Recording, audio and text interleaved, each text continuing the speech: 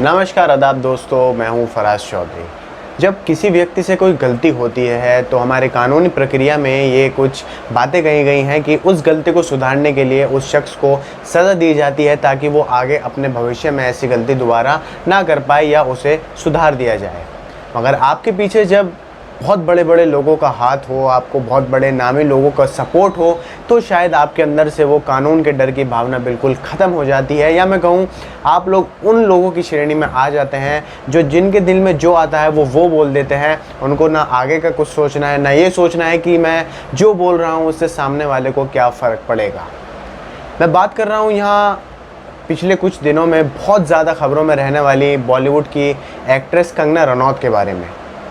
आप सबको पता है कंगना रनौत और शिवसेना का जो मुद्दा रहा है वो बहुत गर्म रहा है। एक ऐसा मुद्दा रहा है जिसने शायद आप सबके दिमाग से जो असली मुद्दे थे देश के, उन सबको धुंधला सा कर दिया था, या मैं कहूँ बिल्कुल ख़त्म सही कर दिया था।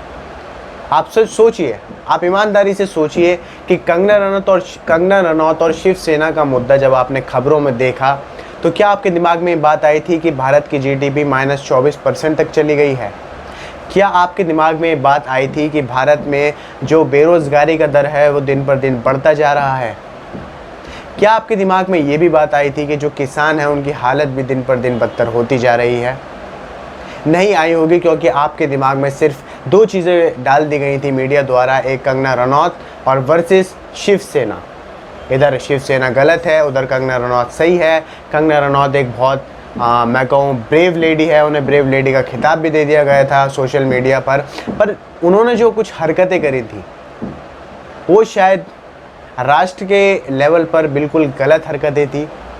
मुंबई को POK बोलना, शिवसेना के राजनीतिक नेताओं को बाबर से कंपेयर करना, उस मुद्दे में भी हिंदू मुसलमान को बीच में ले आना, और आज फिर कंगना रनौत ने ऐसी एक हरकत करी है।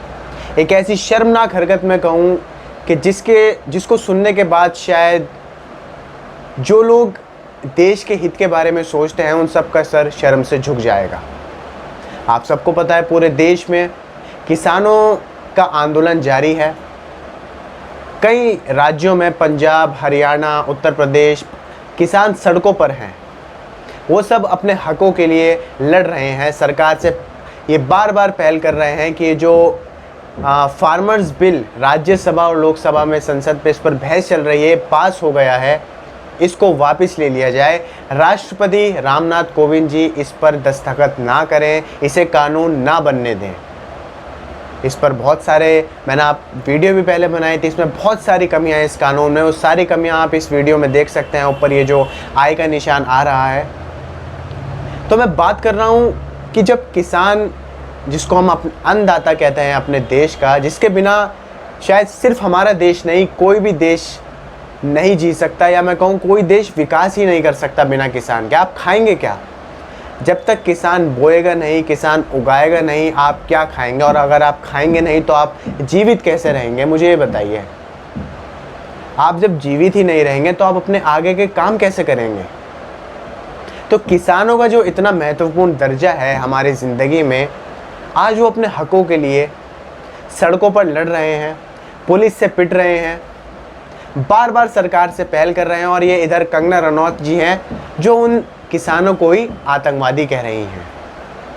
ये मेरे शब्द नहीं हैं, ये खुद कंगना रनौत ने एक ट्वीट में कहा है कि ये जितने भी किसान सड़कों पर आंदोलन कर रहे हैं, प्रोटेस्ट कर रहे हैं, धरना दे रहे हैं, ये सब आतंकवादी हैं। वही आतंकवादी जिन्होंने सिटीजनशिप अमेंडमेंट बिल के खिलाफ आंदोलन किए थे शाहीन बाग, जाफराबाद ऐसे इलाकों में। इस पूरी बात की शुरुआत होती है जब प्रधानमंत्री नरेंद्र मोदी ट्वीट कहते हैं किसानों के लिए। और एक बार फिर कहता हूं, पूरी ट्वीट बताऊंगा, MSP की व्यवस्था जारी रहेगी। रीट्वीट करके सरकार अपनी बात कहती है जिसमें उन्होंने किसानों को आतंकवादी का दर्जा दे दिया था। वो पूरी ट्वीट क्या है दोनों में आपको पढ़ के बताता हूं। हर संभव प्रयास करेंगे और उनकी आने वाली पीढ़ियों के लिए बेहतर जीवन सुनिश्चित करेंगे।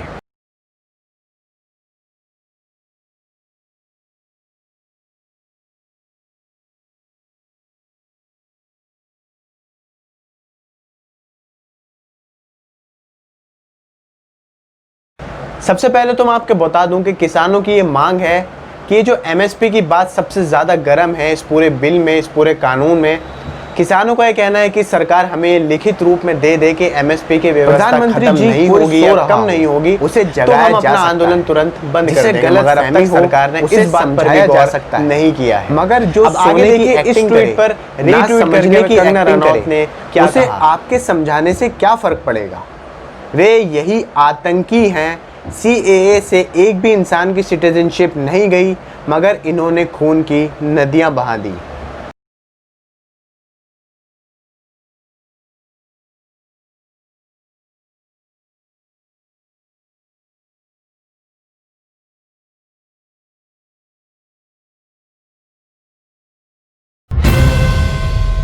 सबसे पहले बात करते हैं कि ना समझने के एक्टर्स कहा गया है किसान को इस ट्वीट में।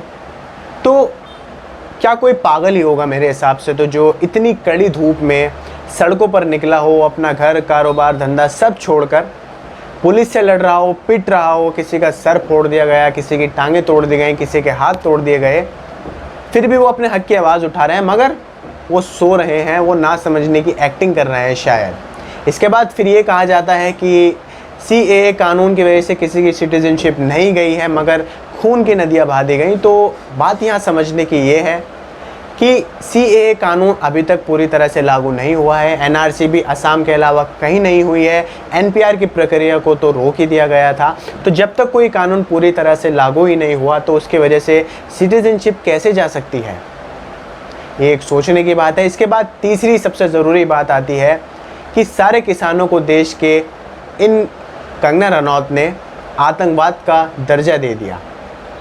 आपको पता है आतंकवादी कौन होते हैं?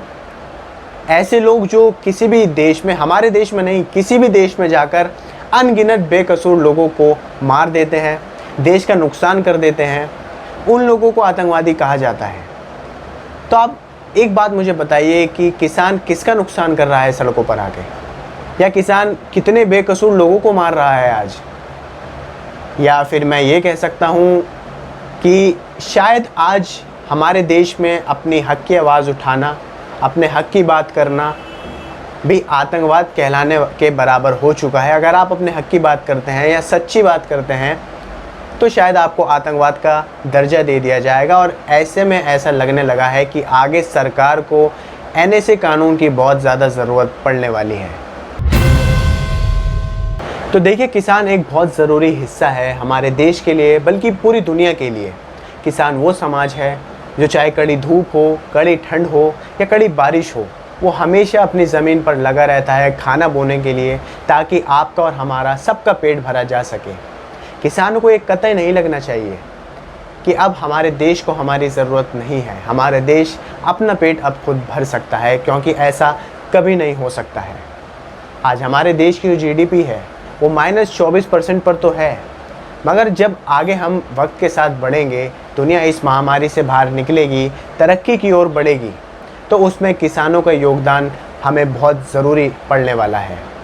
ऐसा किसानों को बिल्कुल नहीं लगना चाहिए कि हमारे देश की तरक्की में उनके योगदान की कोई ज़रूरत ही नहीं है। किसानों को जो दर्जा था वो हमारे देश में पहले से ही अव्वल था और हमेशा से अव्वल रहना चाहिए। नमस्कार।